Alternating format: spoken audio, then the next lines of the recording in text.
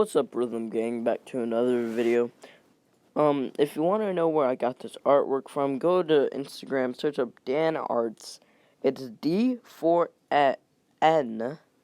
space ARTS right there on the screen.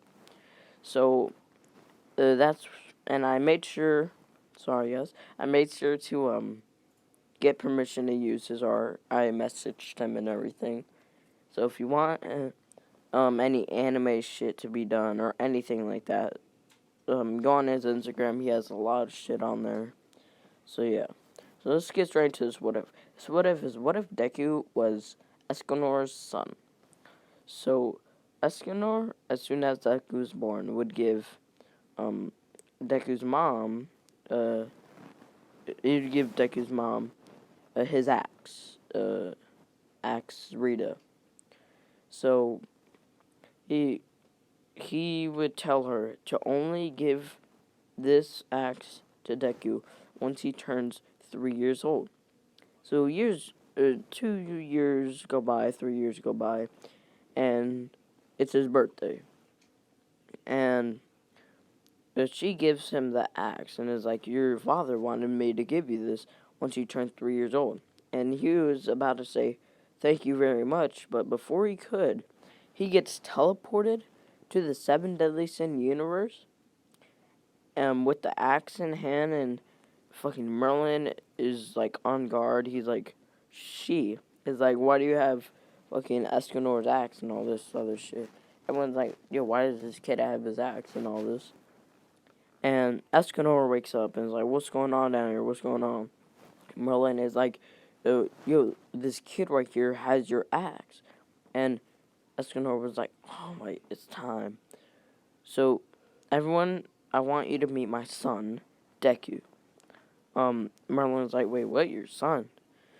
And, Escanor would be like, yes, I have a son. And when he was born, I gave his mother my axe. When he turned 3 years old, he would teleport to me wherever I am. So a few years ago, I was actually transported to another dimension and fell in love with this girl. But I couldn't stay for too long, and now I got teleported back to this dimension. And then Meliodas is like, I've only heard of this happening one other time, like 2,000 years ago. Can't believe it happened again.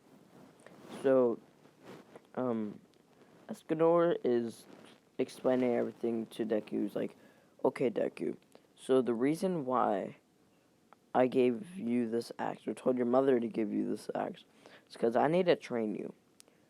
The universe you were in, there's pretty strong people in it, and pretty strong villains. And I don't want you to get hurt while you go there, or while you are in that dimension, because I can't be there to protect you. So, Escanor would be like, okay, I have until he's 15 years old before he gets teleported back to his dimension. So, in the time that we have, I will train you to become the most powerful person that you can be.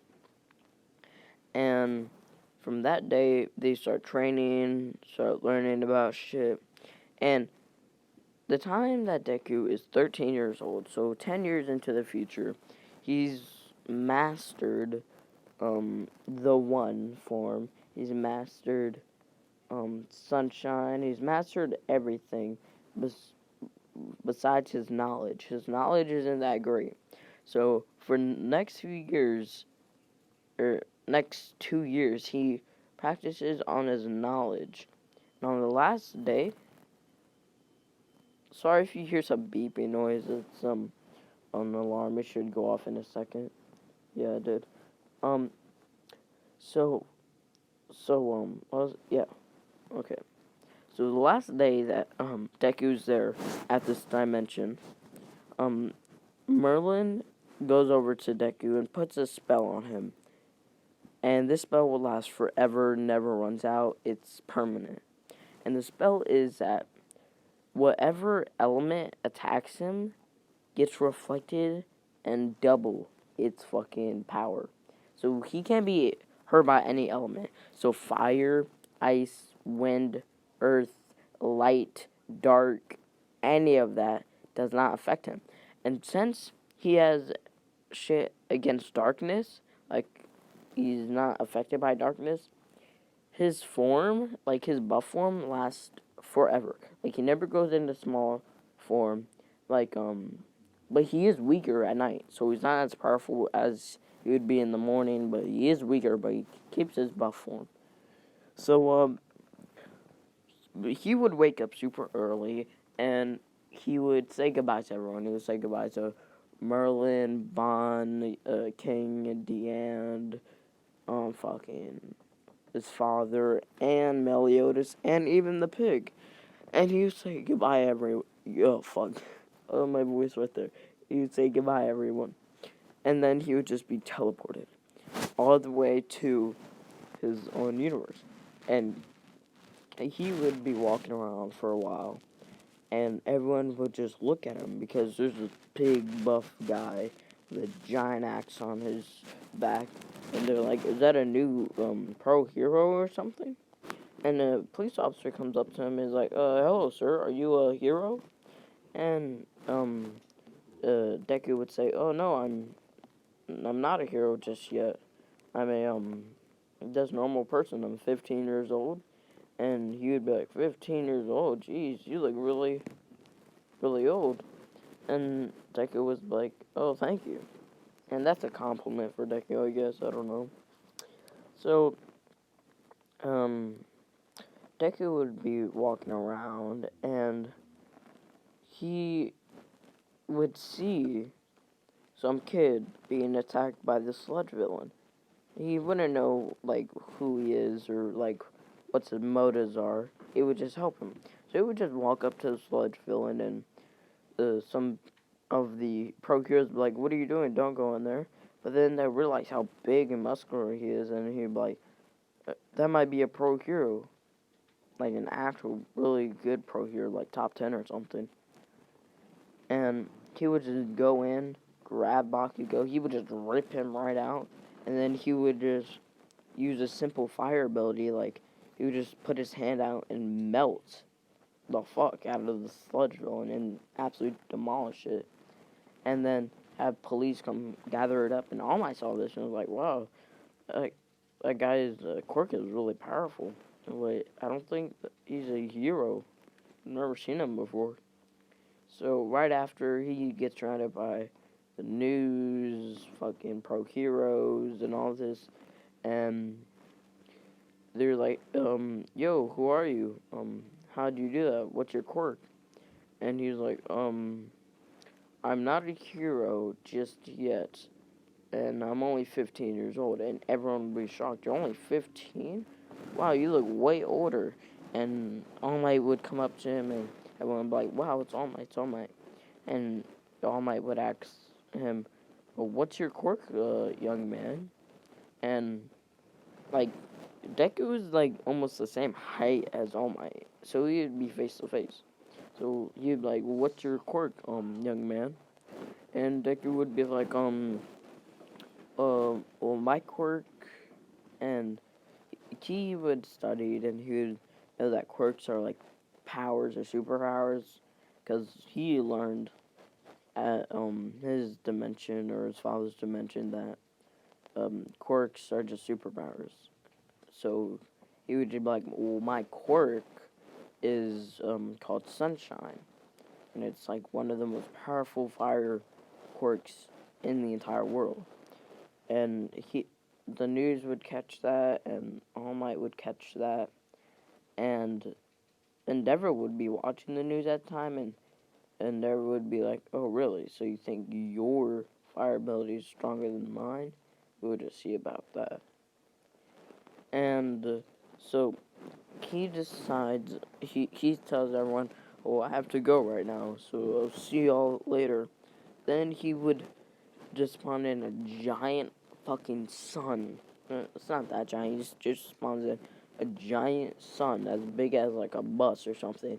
He starts riding it away. And everyone's like, wow, that's a really impressive ability. So he hears that there's a hero school he could attend to in about 11 months. So he just trains a little out in the, like, outlands where there's a bunch of stone and hard materials. He practices to try to melt them. He melts them super easy. He thinks to himself, the materials in this dimension are way weaker than in my dimension.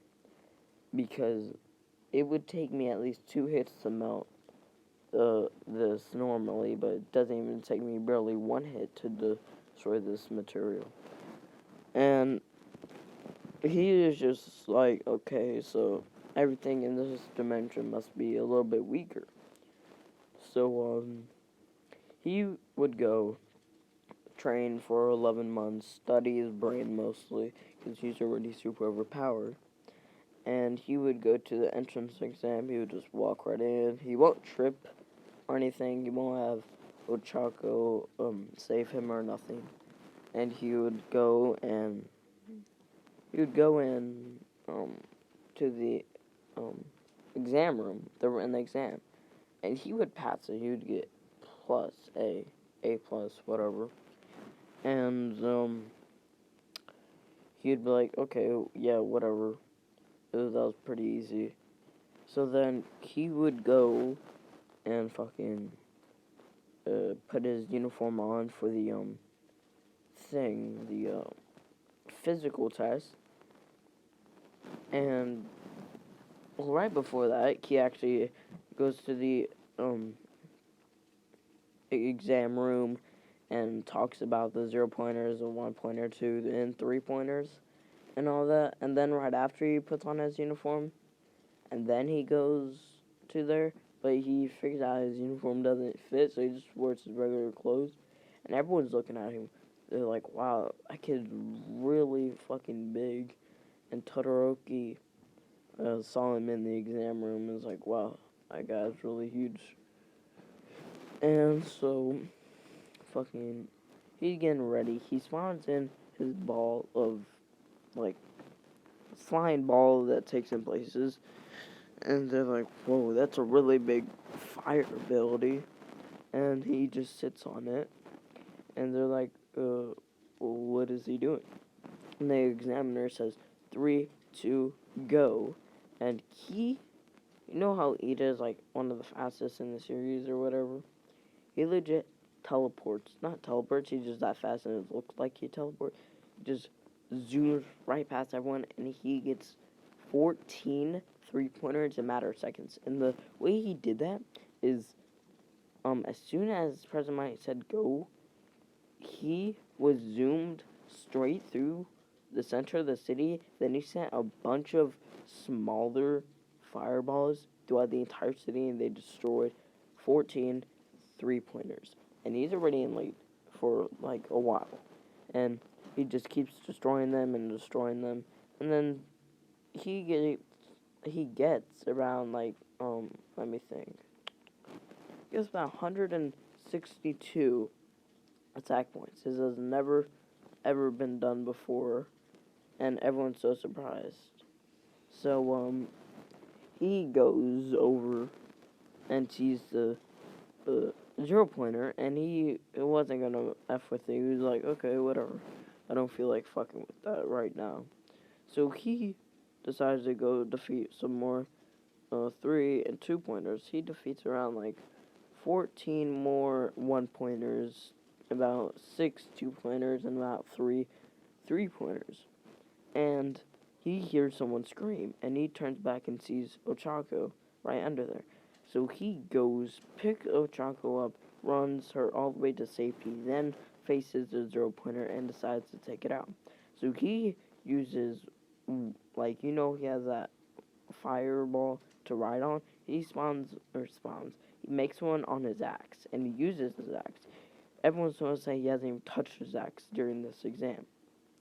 So he uses his axe and throws it. He doesn't even use the axe to hit it and cut it. He just uses the axe to throw the fireball. And when this happens, from the robots back about 4,000 meters back, everything just gets dusted. Everything's on fire. Everything's dusted. It's like fucking a bomb just went off. So then everyone, the examiners, the fucking goddamn students, everyone is goddamn shocked. They're like, what the fuck just happened? Why is this guy so overpowered? So All Might is super impressed with this. He's like, oh my god, this kid is really powerful. So, what was I about to say? So then, right after the exam, he notices that he doesn't have a house. For the 11 months he was doing all of this, he was just sleeping in the woods and all that. So he decides to go do some jobs to get money so he could go get a place. So he does a few delivery jobs and all this shit. And he saves some people for some money. And he just decides to buy a simple apartment, like nothing too big or any of that. And he goes and buys him an apartment, and a few days go by, about 3 days go by, and he gets a letter from UA saying that he had passed, and he had gotten like the most what do you call it? The high score of all time, because he had gotten 160, I think I said. He had gotten 160 points just regularly, and 60 points from him saving Ochako. But when he did that ability and he took out the 0-pointer, he also took out a ton of 3-pointers and 2-pointers in the back. His total score was about 287. That was his total score. And Bakugo, he knew that something happened because his attack, Deku's attack, went into other exams. Like it went through Todoroki's exam and Bakugo's exam. And they were like, what the fuck just happened over there? They look, and there's a giant hole about, let me guess, it went 4,000 feet long ways. So I'm gonna say it was like 3,000 feet wide, the attack. 3,000 feet wide, down, and 4,000 feet long. So it was a pretty big attack. And they're like, what the fuck just happened? And, so he got a thing saying he passed high score and the written and physical. So he is like super happy that he passed, and he goes to his school. And he is looking for his room, can't find it for a second, so he sees class 1A. And he goes in, and everyone's looking at him, and they're like, whoa, that guy. And, fucking Bakugo comes up to him and he's like, are you the guy that got first place? And Deku looks down at him and he's like, yeah, you got a problem. And then Bakugo was like, no. And then Deku was like, oh, okay.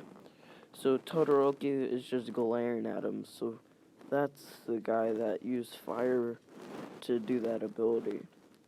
Wonder how powerful his fire abilities are, even if he didn't even use his actual weapon and he's just using his fire. So he's thinking about that, and Mr. Arizawa comes in and sees Deku, and he's like, so this is the kid that fucking, this is the what? Sorry guys, I had a yawn. So this is the kid that got first place with a, like, breaking history, yeah, that makes sense. With a score that legit no one's gotten in history. A score of 200 and something. So he looks him up and down and is like, okay, whatever. So he goes over to the front desk and is like, okay, everyone, we're going to be doing a Quirk assessment test instead of a goddamn, like, meeting or whatever. And everyone's like, yeah, they're super happy and all this. And then he was like, yeah, but whoever gets a low score will be expelled. And everyone's all bummed out and all this. But then he's like, then Deku was like, that just means you have to work harder to achieve your goals. And then Tarzan was like, yes, exactly. So they start putting on the uniforms, and the boys in the locker room see how swole and how shredded. Sorry guys, can't say anything today. How shredded Deku looks. Well, and and fucking everyone's like, whoa, he's super awesome and he's super big. And all the girls like are falling in love. They're, oh my god, he's so dreamy and shit. And then everyone starts walking out, and Mr. Aizawa throws the ball at Deku. Who's like, you got the highest score on the test, so you go first. I want you to throw this ball as far as you can. And Deku goes up to where he needs to throw it, and he starts charging up. He has the ball in his hand, and he starts charging fire around it, and he just starts gripping the floor. He doesn't have his shoes on. He starts gripping the floor. He starts breaking under how much pressure he's putting onto it, and he chucks it as far as he can. And that's where I'm gonna leave the episode. I know most people don't like cliffhangers, but I decided to do it. So you find out how far and what happened as soon as he threw the ball in next episode, which is going to be tomorrow, because I talked to my mom and I'll be home tomorrow to make a video. So next episode is tomorrow. What if Deku was Escanor's son? Please leave a like and comment of what else I should give or take away from Deku. Tell me if I made him a little bit too overpowered, and I already know that I did. So yeah. So please like and comment down below. Subscribe if you want. My Instagram is the one eyed cool. Go over to Dan Arts to check out his artwork, and go over to my TikTok, Rhythm Echo 420. And I'll see you on the next episode. Bye bye.